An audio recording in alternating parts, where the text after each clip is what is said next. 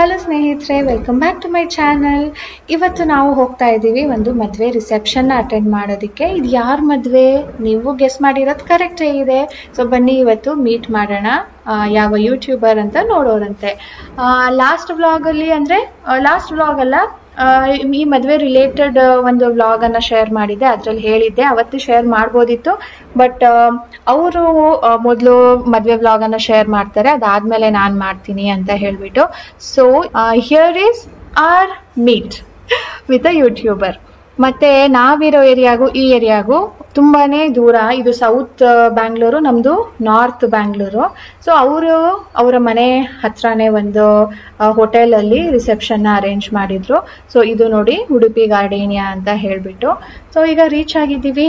ಬನ್ನಿ, ನಮ್ಮ ಕಾನ್ವರ್ಸೇಷನ್ ಹೇಗಿರುತ್ತೆ, ನಮ್ಮ ಮೀಟ್ ಹೇಗಿತ್ತು, ಎಕ್ಸ್ಪೀರಿಯನ್ಸ್ ಹೇಗಿತ್ತು, ಯಾರನ್ನ ಮೀಟ್ ಮಾಡೋಕ್ಕೆ ಬಂದಿರೋದು ಅಂತ ತೋರಿಸ್ತೀನಿ.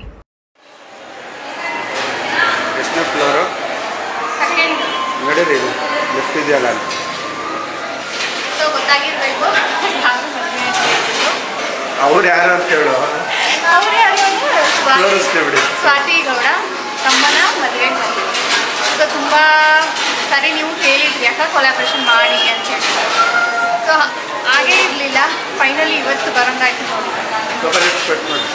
ಮಿಸ್ ಆಗಬಾರ್ದು ಅಂತ ಹೇಳಿಬಿಟ್ಟು ದೂರ ಆದರೂ ಪರವಾಗಿಲ್ಲ ಅಂತ ಬಂದಿದ್ದೀವಿ. ಮಗು ನಾಮಕರಣಕ್ಕೂ ಹೇಳಿದ್ರಲ್ವಾ, ಅವರು ಶ್ರೀಮಂತಕ್ಕೆ ಹೇಳಿದ್ರ ಅವತ್ತು ಗುರುವಾರ. ನನ್ನ ನೆನಪಿದೆ, ಗುರುವಾರ ನೀವು ರಜಾ ಹಾಕೋದಕ್ಕೆ ಆಗೋದಿಲ್ಲ ಅಂತ ಹೇಳಿದ್ರಿ. ಸರಿ, ಅದು ಮಿಸ್ ಆಯ್ತು. ಸೆಕೆಂಡ್ ಅವ್ರು ನಾಮಕರಣ ಕರೆದಿದ್ರು, ಅವತ್ತೇ ಊರಲ್ಲಿ ನಿಮ್ಮ ಅಕ್ಕನ ಮನೆ ಗೃಹಪ್ರವೇಶ. ಸೊ ಅವತ್ತೂ ಬರೋಕ್ಕಾಗಲಿಲ್ಲ. ಸೊ ಈ ಒಕೇಶನ್ನ ಮಿಸ್ ಮಾಡೋದು ಬೇಡ ಅಂದ್ಬಿಟ್ಟು ಪರವಾಗಿಲ್ಲ, ಕತ್ತು ದೂರ ಅಲ್ಲ, 2 hour ಆಯ್ತು. ರಾಜೇಶ್ ಮೆಟ್ರೋಲ್ ಹೋಗೋಣ ಅಂತ, ಪರವಾಗಿಲ್ಲ ಬನ್ನಿ ಅಂತ ಬಂದಿದ್ವಿ.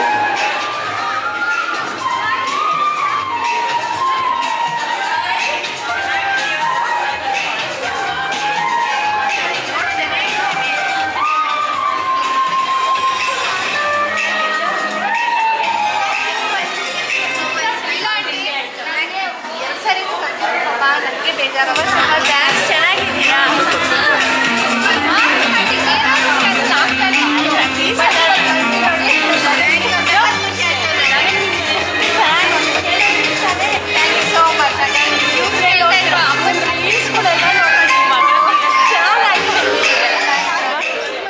ಸ್ನೇಹಿತರೆ, ಕೇಳಿಸ್ಕೊಂಡ್ರಲ್ಲ ಎಷ್ಟು ಲೌಡ್ ಮ್ಯೂಸಿಕ್ ಇದೆ ಅಂತ ಹೇಳ್ಬಿಟ್ಟು. ನಾನು ಏನು ಮಾತಾಡಿದ್ವಿ, ಹೇಗಿತ್ತು ಅಂತ ಫುಲ್ ಡೀಟೇಲ್ ಆಗಿ ಹಾಗೆ ರಾ ವಿಡಿಯೋಸ್ನ ನಿಮ್ಮ ಜೊತೆ ಶೇರ್ ಮಾಡೋಣ ಅಂದರೆ ಅದು ಆಗ್ತಾ ಇಲ್ಲ. ತುಂಬಾ ಲೌಡ್ ಮ್ಯೂಸಿಕ್ ಇದೆ, ನಾವು ಮಾತಾಡೋದೇ ಕೇಳಿಸ್ತಾ ಇರಲಿಲ್ಲ. ಅದಕ್ಕೆ ನಾನು ಇಲ್ಲಿ ವಾಯ್ಸ್ ಓವರ್ ಕೊಡ್ತಾ ಇದ್ದೀನಿ. ಹಾಗೆ ಮ್ಯೂಸಿಕ್ ಕೂಡ ಇದ್ದಾಗ ನಮಗೆ ಕಾಪಿರೈಟ್ ಇಶ್ಯೂ ಆಗುತ್ತೆ. ಅಂದರೆ ನೀವು ಇದನ್ನು ಯೂಸ್ ಮಾಡೋ ಹಾಗಿಲ್ಲ ಅಂತ ನಮಗೆ ಒಂದು ಮೇಲ್ ಬರುತ್ತೆ, you cannot use this without our permission ಅಂತ ಹೇಳಿಬಿಟ್ಟು. ಸೊ ಬಂದ ತಕ್ಷಣನೇ ಸ್ವಾತಿ ಗೌಡ ಅವರ ಅಮ್ಮ, ಅವ್ರ ಹೆಸರು ಸುಮಾ ಆಂಟಿ ಅಂತ ಹೇಳಿ, ಅವರು ರಿಸೀವ್ ಮಾಡಿದ್ರು. ಆಮೇಲೆ ಸ್ವಾತಿ ಗೌಡ ಮಾತಾಡ್ಸಿದ್ರು. ಈಗ ಪಾಪು ನಾನು ಮಾತಾಡ್ಸೋಣ ಅಂತ ಬಂದರೆ ಪಾಪ ಹುಷಾರಿಲ್ವಂತೆ. ಪಾಪ ಹುಷಾರಿಲ್ಲ ಅಂದರೆ ಮಕ್ಕಳು ಹೇಗೆ ಬಿಹೇವ್ ಮಾಡ್ತಾರೆ ಗೊತ್ತಲ್ಲ, ನಾಟ್ ಕಂಫರ್ಟೇಬಲ್. ಪಾಪ ಅಳೋದು, ಇರಿಟೇಟ್ ಆಗ್ತಾ ಇರುತ್ತೆ ಅವ್ರಿಗೆ. ಅದಕ್ಕೆ ಆ್ಯಂಟಿಬಯೋಟಿಕ್ಸ್ ಎಲ್ಲ ಕೊಟ್ಟಿದ್ದೀವಿ ಅಂತ ಹೇಳ್ತಾ ಇದ್ರು. ನಾನು ವಿಡಿಯೋಸಲ್ಲಿ ನೋಡಿರೋ ಪ್ರಕಾರ ತುಂಬಾ ಲೈವ್ಲಿ ಆಗಿರುತ್ತೆ ಪಾಪು. ಇವತ್ತು ಸ್ವಲ್ಪ ಹುಷಾರಿಲ್ಲದೆ ಇರೋ ರೀತಿಯಲ್ಲಿ ಆಗಿರೋದ್ರಿಂದ ಅಳ್ತಾ ಇದೆ. ನನ್ನ ಹತ್ರ ಬಂದೂ ಇಲ್ಲ. ನಮ್ಮ ಸಾನುಗೂ ಮಕ್ಕಳ ಜೊತೆ ಆಟ ಆಡೋದಂದ್ರೆ ತುಂಬ ಇಷ್ಟ. ಸೊ ಮಗು ಬರಲೇ ಇಲ್ಲ.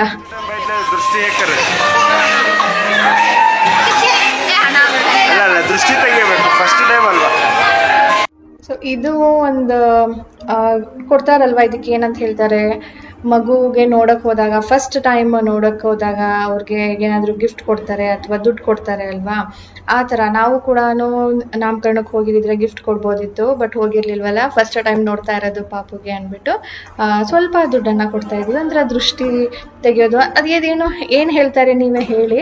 ಸೊ ಆ ಥರ ಕೊಡ್ತಾ ಇದ್ದೀನಿ. ನಾನು ಅದೇ ಚಾಕ್ಲೇಟ್ಸ್ ತಂದಿದ್ದೀನಿ ಅಂತ. ಅದಕ್ಕೆ ಅವರು, ನಾವು ಇಲ್ಲ ಚಾಕ್ಲೇಟ್ಸ್ ಏನು ಅಭ್ಯಾಸ ಮಾಡಿಲ್ಲ ಇನ್ನ ಅಂತ. ಇಟ್ಸ್ ವೆರಿ ಗುಡ್ ಅಲ್ವಾ, ಮಕ್ಕಳಿಗೆ ಇವಾಗಲಿಂದಾನೆ ಚಾಕ್ಲೇಟ್ ಕೊಟ್ಬಿಟ್ರೆ ಪಾಪ ಊಟನೇ ಮಾಡೋದಿಲ್ಲ. It's a very good habit. Rajesh, ನೀವು ಹುಷಾರ? ಈಗ ಏನೋ ಹುಷಾರಿಲ್ಲ ಅಂತಿದ್ರಲ್ಲ. ಸೊ ಇವರು ಸ್ವಾತಿ ಗೌಡ ಹಸ್ಬೆಂಡ್ ಸುನೀಲ್ ಅಂತ ಹೇಳ್ಬಿಟ್ಟು ಅವ್ರನ್ನ ಮಾತಾಡಿಸ್ತಾ ಇದ್ದಾರೆ ರಾಜೇಶ್. ಅವ್ರಿಗೇನೋ ಹುಷಾರಿರ್ಲಿಲ್ಲ ಅಂತ ಕೇಳಿದ್ದೆ. ಅದ್ರ ಬಗ್ಗೆ ಕೇಳ್ತಾ ಇದ್ದಾರೆ. ಅಂದರೆ ಅವರು ಹೇಗಿದ್ದಾರೆ ಈಗ ಆ್ಯಂಡ್ ಅವರ ಜಾಬ್ ಬಗ್ಗೆ. ರಾಜೇಶ್ ಈಗ ಅವರು ಏನಂತ ಮಾತಾಡ್ತಾರೆ ಬೇರೆದು, ವ್ಲಾಗ್ಸ್ ಬಗ್ಗೆ ಅಂತೂ ಅವ್ರು ಮಾತಾಡೋಕ್ಕಾಗಲ್ಲ, ನಾವು ಮಾತಾಡ್ತೀವಿ. ಸೊ ನಮ್ಮ ಸಾನು ಏನು ಮಾಡಿದ್ದಾಳೆ, ಗಿಫ್ಟ್ ಮೇಲೆ ಗ್ಲಿಟರ್ ಪೆನ್ನಲ್ಲಿ ಬರ್ತಿತ್ತು, ಅದು ಗ್ಲಿಟರ್ ಪೆನ್ ಹೊರಟೋಗ್ಬಿಟ್ಟು ಡ್ರೆಸ್ಗೆ ಆಗ್ಬಿಟ್ಟಿದೆ. ಪಾಪ ಚಿಂತೆ. ಅವತ್ತು ನೋಡಿ ಎಲ್ಲ ಅಳಿಸೋಗಿದೆ. ಚೆನ್ನಾಗಿ ಅಮ್ಮಗೆಲ್ಲ ಸಪೋರ್ಟ್ ಮಾಡ್ಕೊಂಡು ವಿಡಿಯೋ ಮಾಡ್ಕೊಂಡು ಮಾತಾಡ್ಕೊಂಡು. ಅದು ಹೇಗಿದ್ದೀರಾ? ಚೆನ್ನಾಗಿದ್ದೀನಿ. ನೀವು ಹೇಗಿದ್ದೀರಪ್ಪ? ಸಣ್ಣದಾಗಿದೆಯಾ ನೀವು? ಕಲರ್ ಹೋದಿಲ್ಲ, ತುಂಬ ಚೆನ್ನಾಗಿ ಸುಮಾರು ದಿನ ಫಾಲೋ ಮಾಡ್ತೀನಿ ಸ್ವಾತಿಗೆ ಸಾಕು.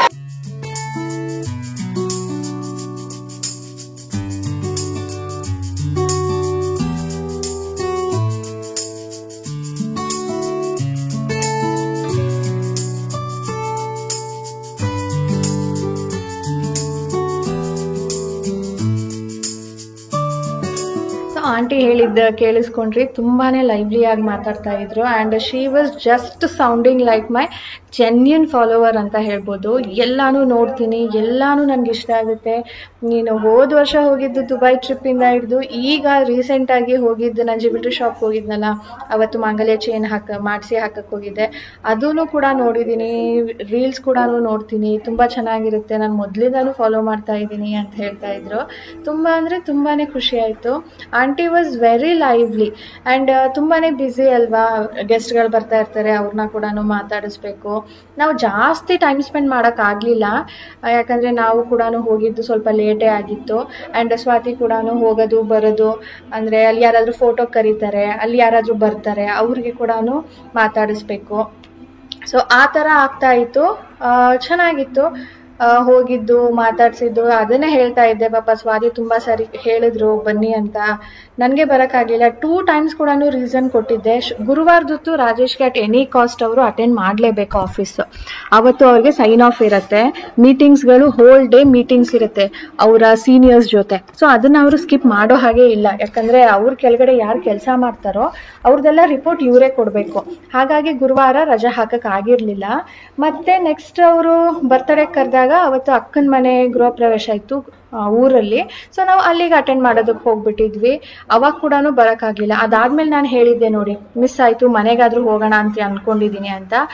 ಏನೋಪ್ಪ ಇರಲಿಲ್ಲ, ಹಾಗೇ ಇರಲಿಲ್ಲ ನೋಡಿ. ಅದಕ್ಕೂ ಒಂದು ಕಾಲ ಕೂಡ ಬರಬೇಕು ಅಂತ ಹೇಳ್ತಾರಲ್ಲ, ಆ ಥರ.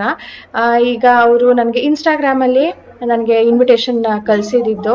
ಸೊ ನಾವು ನಂಬರ್ಸ್ ಏನು ಎಕ್ಸ್ಚೇಂಜ್ ಮಾಡ್ಕೊಂಡಿಲ್ಲ. ಇನ್ಸ್ಟಾಗ್ರಾಮಲ್ಲಿ ಡೈರೆಕ್ಟ್ DM ಮಾಡಿದಾಗ ನನಗೆ ಮೆಸೇಜ್ ಬರ್ತವೆ, ಜಸ್ಟ್ ಲೈಕ್ ವಾಟ್ಸ್ಯಾಪ್. ಸೊ ಆ ಥರ ಕಾಂಟ್ಯಾಕ್ಟ್ ಮಾಡಿ ನನಗೆ ಅವರು ಇನ್ವಿಟೇಷನ್ ಕಳಿಸಿದ್ದು.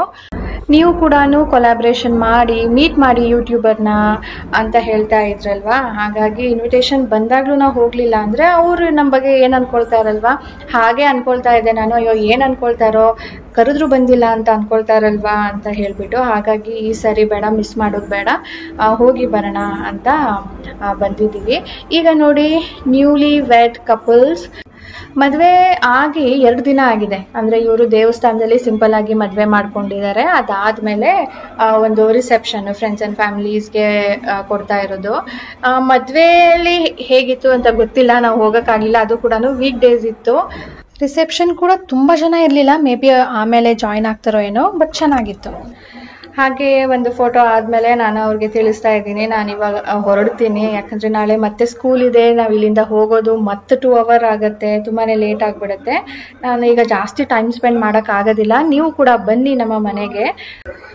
ಸುಮಾ ಆಂಟಿಗೂ ಕೂಡ ಹೇಳಿದ್ದೀನಿ ಬನ್ನಿ ಆಂಟಿ ಅಂತ. ಅವರಿಗೂ ಬಂದೇ ಬರ್ತೀನಮ್ಮ ಅಂತ ಹೇಳಿದ್ದಾರೆ. ನೋಡೋಣ ಯಾವಾಗ ಬರ್ತಾರೆ ಅಂಥೇಳಿ. ನೀವು ಯಾವಾಗ ಫ್ರೀ ಇರ್ತೀರ ಅವಾಗ ಬನ್ನಿ ಅಂತ ಹೇಳಿದ್ದೀನಿ. ಮತ್ತು ಈಗ ನಾವು ಅವ್ರಿಗೆ ಬಾಯ್ ಹೇಳ್ಬಿಟ್ಟು ಹೊರಡ್ತಾ ಇದ್ದೀವಿ, ಇಲ್ಲಿಂದಾನೇ ಹೋಗ್ತೀವಿ, ಈಗ ಟೈಮ್ ಆಗುತ್ತೆ ಅಂತ ಹೇಳಿ. ಸೊ ಊಟ ಮಾಡಿ ಹೋಗಿ ಅಂತ ಹೇಳಿದ್ರು. ಮತ್ತೆ ಇನ್ನು ಸ್ವಲ್ಪ ಹೊತ್ತು ಏನಾದರೂ ಇದ್ದಿದ್ರೆ ಯಾರಾದರೂ ಯೂಟ್ಯೂಬರ್ ಬಂದಿರೋರೇನೋ ಅವ್ರನ್ನ ಮೀಟ್ ಮಾಡ್ಬೋದಿತ್ತು. ಬಟ್ ನಮಗೆ ಅಷ್ಟೊಂದು ಟೈಮೇ ಸಿಗಲಿಲ್ಲ, ಯಾರನ್ನು ಇವತ್ತು ಮೀಟ್ ಮಾಡೋದಕ್ಕೆ ಆಗಿರಲಿಲ್ಲ. ಸೊ ಹೀಗಿತ್ತು ನಮ್ಮ ಮೀಟಿಂಗ್ ಅಥವಾ ಕೊಲ್ಯಾಬ್ ಅಂತ ಹೇಳ್ಬೋದು. ನಿಮ್ಗೆ ಇಷ್ಟ ಆಯಿತು ಅಂತ ಅಂದ್ಕೊಳ್ತೀನಿ. ತುಂಬ ಜನ ಹೇಳ್ತಾ ಇದ್ರಿ ಹೋಗಿ ಮೀಟ್ ಮಾಡಿ, ತುಂಬ ಜನ ಯೂಟ್ಯೂಬರ್ಸ್ ಮೀಟ್ ಆಗ್ತಾ ಇದ್ದಾರೆ ಅಂತ. ನನಗೆ ಆಪರ್ಚುನಿಟಿ ಸಿಕ್ಕಿದ್ರೆ ಫಾರ್ ಶ್ಯೂರ್ ನಾನು ಇದೇ ರೀತಿಯಲ್ಲಿ ಮುಂದೆ ಕೂಡ ನ್ಯೂ ಯೂಟ್ಯೂಬರ್ಸ್ನ ಮೀಟ್ ಮಾಡ್ತೀನಿ ಸ್ನೇಹಿತರೆ. ಸೊ ಹೀಗಿತ್ತು ನನ್ನ ಎಕ್ಸ್ಪೀರಿಯನ್ಸ್. ಈಗ ಹೊರಟಿದ್ದೀವಿ ಮನೆ ಕಡೆ. ನೋಡ್ಬೋದು 9:30 10 ಗಂಟೆ ಆಗ್ತಾ ಇದೆ, ಆದರೂ ಕೂಡ ಹೇಗಿದೆ ಅಂತ ಹೇಳಿ. ಸದ್ಯಕ್ಕೆ ಎಲ್ಲೂ ಜಾಮ್ ಆಗಲಿಲ್ಲ ಸ್ನೇಹಿತರೆ. Just reached. ಟೈಮ್ ನೋಡಿ 9 ಗಂಟೆಲೇನೋ ಬಿಟ್ಟಿದ್ದು. ರಾತ್ರಿ ಸ್ವಲ್ಪ ಟ್ರಾಫಿಕ್ ಕಡಿಮೆ ಇರುತ್ತೆ ನೋಡಿ, ಎಲ್ಲೂ ಜಾಮ್ ಆಗಲಿಲ್ಲ. ಒಂದು ಕಡೆ ಎಲ್ಲೋ ಆಯಿತು ರಾಜೇಶ್, ಅಯ್ಯೋ ಇಲ್ಲಿ ಜಾಮ್ ಆಗುತ್ತೆ ಅಂದ್ಕೊಂಡು ಎಲ್ಲೋ ಒಳಗಡೆಯಿಂದ ಬಂದರು. ಸೊ 1:45 ಗಂಟೆಲಿ ಮನೆಗೆ ರೀಚ್ ಆದ್ವಿ. ಸೊ ಮುಂದಿನ ಮಾತುಕತೆ ನಾಳೆ ಮಾಡೋಣ. ಇವಾಗ ತುಂಬಾ ಟೈಮ್ ಆಗಿಬಿಟ್ಟಿದೆ, ನಾಳೆ ಮತ್ತೆ ಬೇಗ ಇರಬೇಕು. ಸೊ ಗುಡ್ ಮಾರ್ನಿಂಗ್ ಸ್ನೇಹಿತರೆ. ನೆನ್ನೆ ತೆಗೆದಿಟ್ಟಿದ್ದಂಥ ಬಟ್ಟೆಗಳು ಎಲ್ಲ ರಾಶಿ ಹಾಗೆ ಇದೆ. ಕ್ಲಿಪ್ಸು, ಆಕ್ಸೆಸರೀಸ್, ನನ್ನ ಗೋಲ್ಡ್ ಜ್ಯುವೆಲ್ರೀಸು, ಬಳೆಗಳು, ಸಾನುದು ನಂದು.